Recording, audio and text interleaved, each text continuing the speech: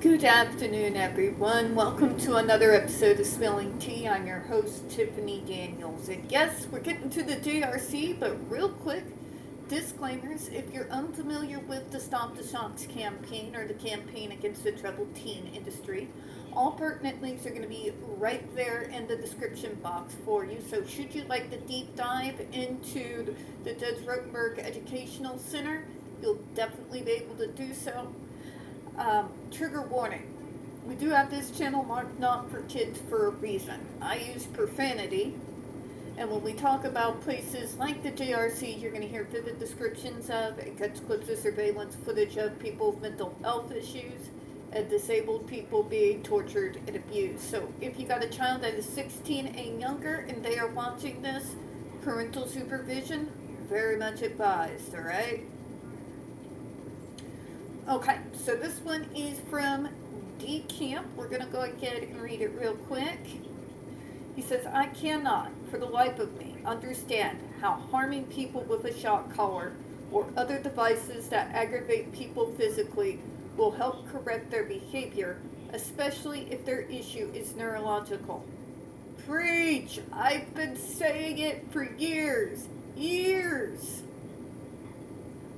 We have a factory default setting, just like neurotypical kids do. That factory setting is going to operate in a particular way when triggered. It is automatic. You can't train it out of us because it is our natural instinct. You neurotypicals understand natural instinct, right? It's something that is native to you. It's just who you are, right? It's your factory default setting. Now, say you go to an event, you go out in the public, you go to school, whatever, you get what we call a public persona, right? It's a type of persona that you use around strangers or your work acquaintances. It's a form of communication that you do not naturally float to. It's been something you've trained into yourself, right? Exactly? Okay, now think about that and realize the energy you have to put in to maintain that. Granted, neurotypicals tend to be better at it than we are, but think about the mental capacity that you go through whenever you're going to those types of events. You have a mental running dialogue going on through your head the whole entire time, like a voice in the back of your head telling you what to say, when to smile, when to laugh, when to look up, what body language is appropriate, what body language is not appropriate, what clothing is appropriate, what is not appropriate. What is the particular preferred form of conduct when doing this, that, the other thing? You guys are familiar with that, yes? How draining is that? Because even you guys, when you come home from big events, you are utterly, utterly exhausted in a way that even dancing for hours on end cannot be explained. You want to know what that is? Congratulations. Now you know what it's like every single day of our lives. Because that is what we have to do out in public.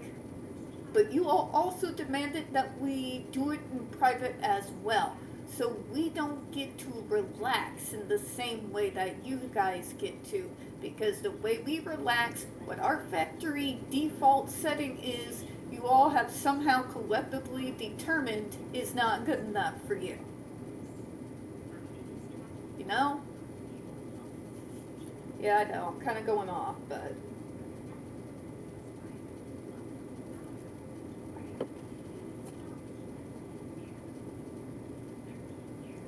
You see what my point is, right? It's our factory default setting. Which means when anything particularly triggering or overwhelming takes place, it is automatically going to kick in. It doesn't matter what type of alternative behaviors you have trained into us. When comes down to it, when the shoe drops, we're always going to go to factory default setting, no matter how many times you've had us repeat a preferred so-called behavior. Okay? So the idea of places like the JRC, like ABA, they don't look at us as human beings. More, they look at us as though we are a computer program. And if they just tweak here and tweak there, right? Like, they can program us into the type of behaviors that they want to see out of us. Problem is, granted, the long-running joke, walking computers, but here's the reality. We're not actually walking computers.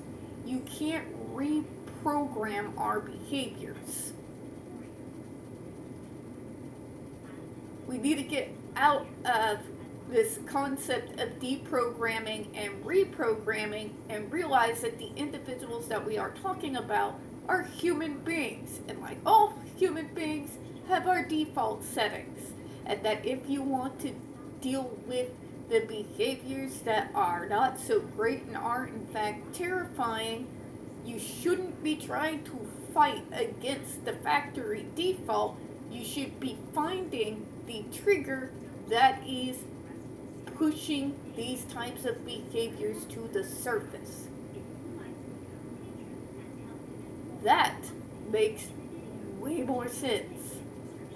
It looks at me not as a computer program that can be erased or rewritten as somebody else sees fit, but as a human being that has my own way of existing out in the world. And that emphasis should be put on learning how to properly deal with the triggers, not punishing me or trying to use psychological mindfuckery to turn me into something I'm never going to be. No matter how hard you try, no matter how much you try to deprogram people, when the chips are down, we go to default. It's just human nature.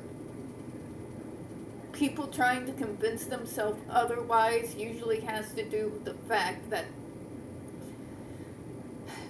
we won't go there. We'll be nice. We'll be nice. All right, let me get back to what we were reading here. I support the proposed to ban electrical stimulation devices for self-injurious or aggressive behavior and encourage other nonviolent possibilities to assist individuals, of which there are multiple. Hence why full functional behavioral assessment. I really do need to get that tattooed on me one day. Alright, we're going to do a couple more. This one says, I support the ban of these devices. There are non-violent solutions. Negative reinforcement isn't nearly as effective as positive reinforcement. I'm sorry, but that's a fact, and I have seen it when I worked for the Department of Mental Health. A good majority of individuals, even those who did have issues with aggressive behavior and self-injurious behavior, did a lot better under positive behavioral reinforcement than they did under, we gotta consequent you for breathing while disabled. Why would you say that? You're consequenting me for a reaction I am pre-programmed to have under certain stimuli and declaring that I am the problem. Right? Just saying. Alright, we'll read one more and we'll go ahead and close out for this one.